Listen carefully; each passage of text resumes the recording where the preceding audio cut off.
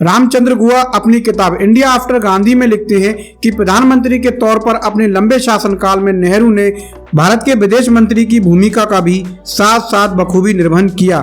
यह स्वाभाविक भी था क्योंकि कांग्रेसी नेताओं में सिर्फ वही थे जिनके पास सही अंतर्राष्ट्रीय दृष्टिकोण था। यूं तो गांधी के पास भी व्यापक वैश्विक दृष्टिकोण था, लेकिन उन्होंने पूरी दुनिया की यात्रा नहीं की थी। भारत की विदेश नीति के उद्देश्य इतने आधारभूत हैं कि उन्हें विभिन्न राजनीतिक दलों और जनसाधारण का समर्थन प्राप्त है और उन्हें एक राष्ट्रीय नीति यानी कि नेशनल पॉलिसी का आधार माना जा सकता है। इसलिए भारत की विदेश नीति राष्ट्रीय हितों और अंतर्राष्ट्रीय शांति यानी कि नेशनल इंटरेस्ट और इंटरनेशनल पीस दोनों को अपना उद्देश्य मानकर चलती है। नमस्कार दोस्तों, आज की हम इस वीडियो में भारत की विदेश नीति के निर्धारक तत्व और भारत की विदेश नीति के निर्माण संस्थाएं उनके बारे में चर्चा करेंगे और साथ ही विदेश नीति से संबंधित अन्य मुद्दों पर भी बात करेंगे।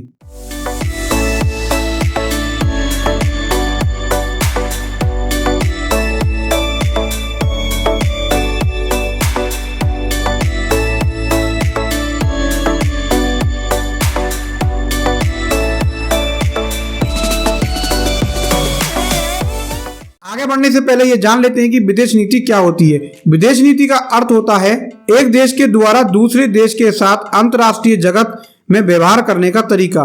दूसरे शब्दों में कहें कि विदेश नीति के अंतर्गत अपने राष्ट्रीय हितों के अनुसार किसी देश को मित्र मानना, शत्रु मानना या संबंध न रखना आदि शामिल होता है।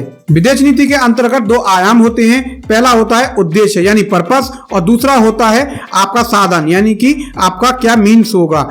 उद्देश्य का अर्थ यह है कि आप किन साधनों का प्रयोग करते हुए विदेश नीति में अपने उद्देश्यों की प्राप्ति करते हैं। अंतर्राष्ट्रीय राजनीति में आमतौर पर दो प्रकार के सिद्धांत प्रचलित हैं।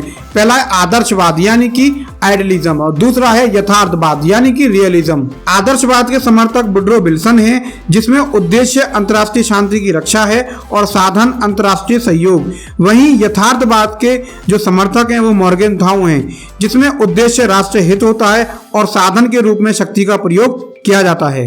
अब अगर हम भारत की विदेश नीति के बारे में बात करें तो भारत की विदेश नीति में आदर्शवाद व यथार्थवाद दोनों का ही मिश्रण दिखाई पड़ता है। जीएन दीक्षित के अनुसार भारत की विदेश नीति आदर्शवाद को छोड़े बिना यथार्थवादी विदेश नीति है। अब बात करते हैं भारत की विदेश नीति के निर्धारक कारकों की, यानी किन आधारों पर भारत की विदेश नीति का निर्धारण किया जाता है, जिनमें पहला है आंतरिक कारक यानी कि इंटरनल फैक्टर्स और सेकंड है इंटरनेशनल फैक्टर्स यानी अंतर्राष्ट्रीय कारक। पहले बात करते हैं कि आंतरिक कारकों में कौन कौन से कारक शामिल होते हैं, जिनमें से पहला है भौगोलिक कारक और दूसरा सैनिक कारक, आर्थिक कारक, सामाजिक कारक, राजनीतिक कारक, ऐतिहासिक सांस्कृतिक कारक। वहीं इंटरनेशनल फैक्टर्स यानी अंतर्राष्ट्रीय कारकों की बात की जाए तो उनमें विभिन्न देश और अंतर्राष्ट्रीय संगठन शामिल होते हैं। किसी भी देश की विदेश नीति का निर्धारण उसकी भौगोलिक स्थिति के आधार पर ही किया जाता है। नेपोलियन के अनुसार किसी देश की विदेश नीति का सबसे प्रमुख निर्धारक उस देश का भूगोल होता है। वहीं कौटिल्य ने भी अपने मंडल सिद्धांत में भूगोल के आधार पर ही विदेश नीति का विवेचन किया है। किसी भी देश की विदेश नीति में भूगोल की स्थिति को देखा जाए तो उसमें तीन स्थितियां होती हैं। पहला है उसकी अवस्थिति यानी कि उसकी क्या लोकेशन है और उसका आकार, जनसंख्या और उसकी सीमाएं किन देशों से मिलती हैं, ये सभी चीजें देखी जाती हैं।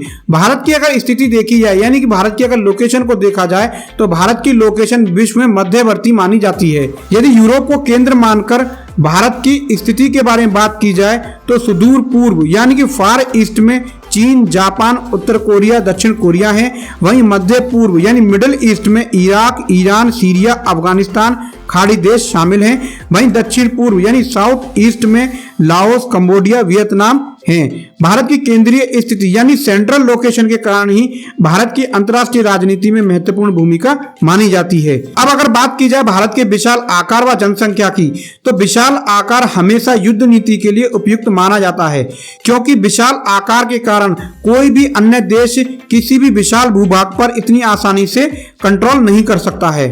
वहीं अगर जनसंख्या की बात की जाए तो मानव शक्ति के रूप में यह महत्वपूर्ण है। मानव शक्ति दो रूप में महत्वपूर्ण है, पहला है सैनिक दृष्टि और आर्थिक विकास। वहीं अगर भारत की सीमाओं के बारे में बात की जाए तो भारत में दो प्रकार से सीमाएं निर्धारित की जाती हैं। पहली है प्राकृतिक सीमाएं और दूसरा है हमारी मानव निर्मित सीमाएं। प्राकृतिक सीमाओं में वहीं हिमालय आता है और हिंद महासागर को माना जाता है, और मानव निर्मित सीमाओं में चीन, पाकिस्तान, बांग्लादेश, भूटान ये सभी देश माने जाते हैं। हिमालय की बात की जाए तो हिमालय उत्तर में भारत के लिए विशाल सीमा निर्मित करता है। यह ऊंची पर्वतमाला होने के कारण वर्षों से यह भारत के लिए एक प्रहरी के रूप में रहा है, लेकिन आधुनिक तकनीक के कारण सुरक्षा के घेरे के रूप में हिमालय का महत्व आज के दौर में कम हुआ है। लेकिन फिर भी हिमालय क्षेत्र की सुरक्षा आज भारतीय विदेश नीति का प्रमुख उद्देश्य भी है। हिमालय क्षेत्र के देशों में जैसे नेपाल व भूटान के साथ भारत के सांस्कृतिक व सुरक्षा संबंधी हित जुड़े हुए हैं, इसलिए इन देशों में विदेशी शक्तियों के हस्तक्षेप को रोकना भी भारतीय विदेश नीति का प्रमुख उद्देश्य है। वहीं अगर हिंद महासागर की बात की जाए तो भारत हिंद महासागर से तीन ओर से घिरा हुआ है। हिंद महासागर अनेक रूपों में भारत की विदेश नीति को प्रभावित करता है, जिनमें से पहला है हिंद महासागर भारत के लिए एक विशाल समुद्री सीमा का निर्माण करता है। विशाल समुद्री सीमा के कारण भारत में ऐतिहासिक काल से ही एक मजबूत नौसेना विकसित हुई है। आज भी भारत विश्व में एक प्रमुख नौसैनिक शक्ति के रूप में माना जाता है। एक नौसैनिक शक्ति होने के कारण विश्व में प्रमुख शक्तियों से भारत की सैन्य भागीदारी भी बढ़ रही है, जिसे नौसैनिक युद्ध अभ्यास के रूप में देखा जा सकता है। इसके अलावा चोलों के काल में विकसित नौसेना के कारण हिंद महासागर को भारत की झील भी कहा जाता था। दूसरी बात, हिंद महासागर विश्व का प्रमुख व्यापारिक मार्ग है, इसलिए हिंद महासागर के कारण भारत के व्यापार को बढ़ावा मिलता है, जो विदेश नीति का प्रमुख उद्देश्य है। तीसरी बात, हिंद महासागर के द्वीपों में बड़ी संख्या में भारतवंशी लोग रहते हैं, जिनके कारण भारत को कूटनीतिक व आर्थिक लाभ मिलता है। और चौथी बात, हिंद महासागर में अमेरिका ने डियागो गार्सिया में अपना नौसैनिक अड्डा बनाया है। हाल के वर्षों में चीन ने म्यांमार की सरकार से कोको द्वीप हासिल करके उस पर अपना नौसैनिक अड्डा भी बना लिया है। इन द्वीपों पर विदेशी शक्तियों के सैनिक अड्डे के कारण भारत की सुरक्षा खतरे में पड़ती है, इसलिए हिंद महासागर को शांति का क्षेत्र यानी जोन ऑफ पीस घोषित करवाना भारतीय विदेश नीति का प्रमुख उद्देश्य है। वर्तमान समय में समुद्री डकैती यानी पायरेसी विश्व व्यापार में एक प्रमुख बाधा बनकर उभरी है।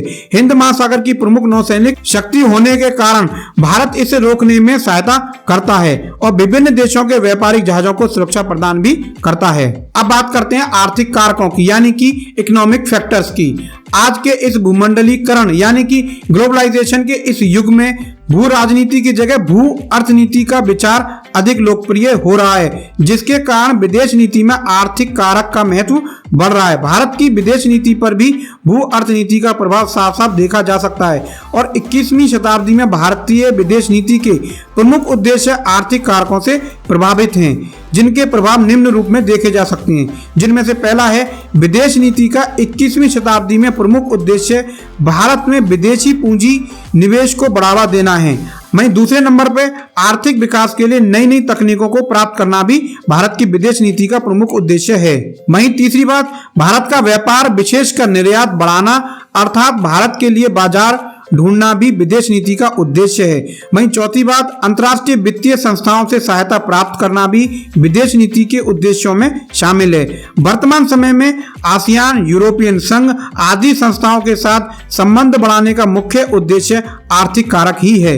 अब बात करते हैं सैनिक कारक की। किसी भी देश को अपनी सुरक्षा व अखंडता को बनाए रखने के लिए अपनी सुरक्षा बेहद जरूरी है। भारत ने भी अपनी विदेश नीति में सैनिक कारक को अपनाया है। स्वाधीनता के बाद शुरुआती दौर में अमेरिका, ब्रिटेन व पश्चिमी गुट के साथ अच्छे संबंध होने का एक प्रमुख कारण इन देशों से प्राप्त होने वाली सैनिक सहायता भी थी। शीत युद्ध के दौर में सोवियत संघ भारत के लिए हथियारों का प्रमुख आपूर्तिकर्ता बना हुआ था, जिसके कारण सोवियत संघ और भारत के संबंध मजबूत थे। वर्तमान समय में भारत रूस संबंधों का मुख्य आधार सैनिक कारक ही है। नवीनतम घटनाक्रमों को यदि देखें तो भारत इजराइल के साथ बढ़ते संबंधों का मुख्य आधार सैनिक कारक ही है। अब बात करते हैं राजनीतिक कारक की। राजनीतिक कारक विदेश नीति के निर्धारण में महत्वपूर्ण भूमिका निभाता है, क्योंकि विदेश नीति के निर्माण में नेताओं का व्यक्तित्व, उनकी विचारधारा और देश की दल प्रणाली का काफी प्रभाव पड़ता है। यदि नेताओं के व्यक्तित्व का विश्लेषण किया जाए तो भारत की विदेश नीति पर नेहरू का प्रभाव सबसे अधिक दिखता है। नेहरू ने भारतीय विदेश नीति की नींव डाली और भारतीय विदेश नीति पर नेहरू की सोच व व्यक्तित्व का प्रभाव अनेक रूपों में देखा जा सकता है, जैसे कि गुटनिरपेक्षता की नीति, पंचशील का सिद्धांत। पंचशील का सिद्धांत 1954 में प्रतिपादित किया गया था और इसे भारत चीन समझौता के द्वारा लागू किया गया था, जिसमें 5 सिद्धांत थे। पहला था अनाक्रमण, यानी एक दूसरे पर आक्रमण नहीं करना है। वहीं एक दूसरे के आंतरिक मामलों में कोई हस्तक्षेप नहीं करना। शांतिपूर्ण सह अस्तित्व का विचार अपनाया गया। पारस्परिक लाभ व समानता को अपनाया गया। एक दूसरे की क्षेत्रीय अखंडता का आदर करना भी शामिल था।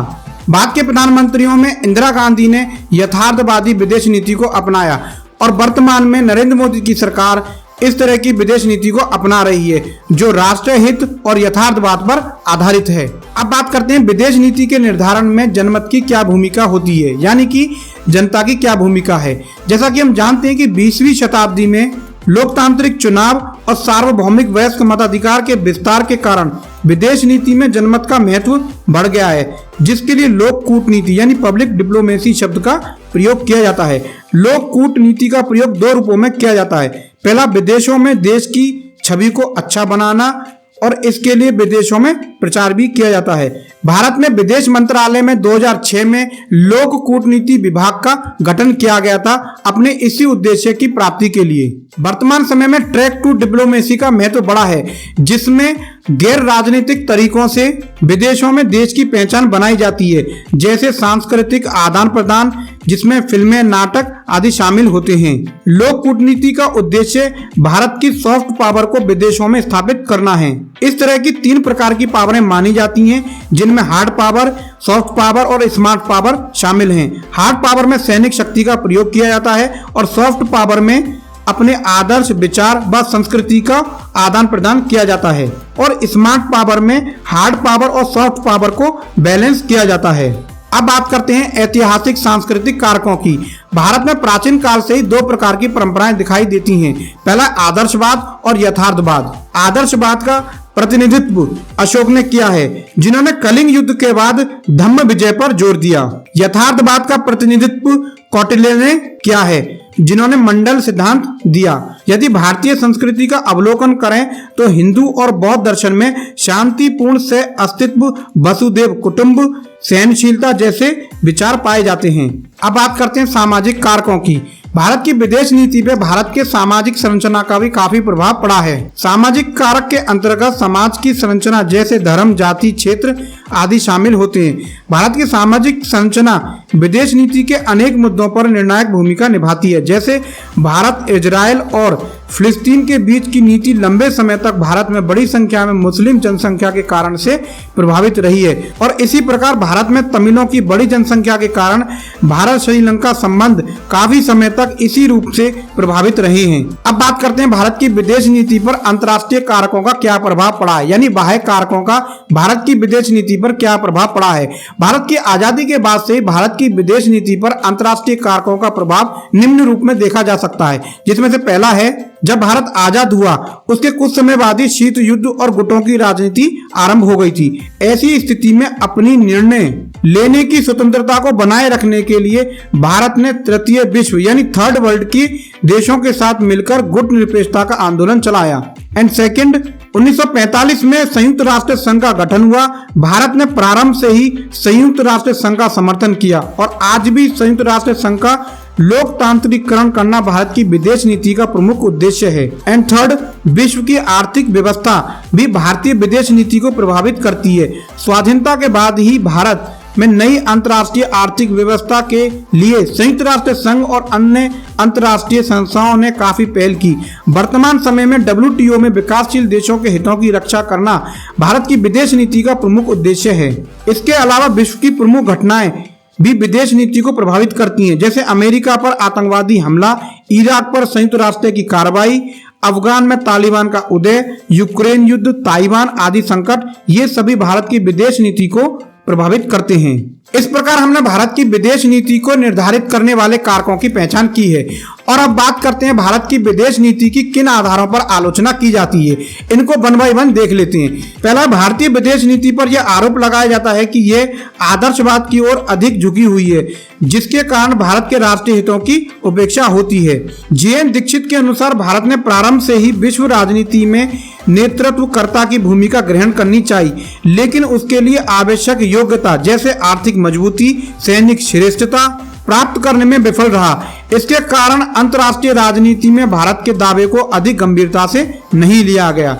एंड थर्ड, भारतीय विदेश नीति पर यह आरोप भी लगाया जाता है कि लंबे समय तक भारत ने अपनी विदेश नीति में अपने पड़ोसी देशों की उपेक्षा की और दक्षिण एशिया में बड़े भाई की नीति को अपनाया, जिसके कारण छोटे पड़ोसी देशों का सहयोग मिलने में बाधाएं आईं। भारत में सामाजिक संरचना भी विदेश नीति में बाधक का कार्य करती है। और अंत में भारतीय विदेश नीति में एक प्रमुख बाधक तत्व इतिहास का बोझ यानी बर्डन ऑफ हिस्ट्री भी रहा है, जैसे भारत का विभाजन। आज की इस वीडियो में हमने भारत की विदेश नीति का निर्धारण करने वाले तत्वों पर बात की और साथ ही भारत की विदेश नीति का किन आधारों पर आलोचना की जाती है उन पर भी चर्चा की है। साथ ही आने वाली अगली वीडियो में हम भारत की विदेश नीति का निर्धारण करने वाली संस्थाएं और साथ ही भारत की विदेश नीति में जो नवीन परिवर्तन देखने को मिले हैं उन पर चर्चा करेंगे। इसी के साथ दोस्तों मैं ये वीडियो यही समाप्त करता हूं। उम्मीद है कि आपको ये वीडियो पसंद आई होगी। अगर वीडियो आपको पसंद आई है तो वीडियो को लाइक करें, शेयर करें और अगर आपने अभी तक मेरे चैनल को सब्सक्राइब नहीं किया है तो चैनल को सब्सक्राइब अवश्य करें। नमस्कार।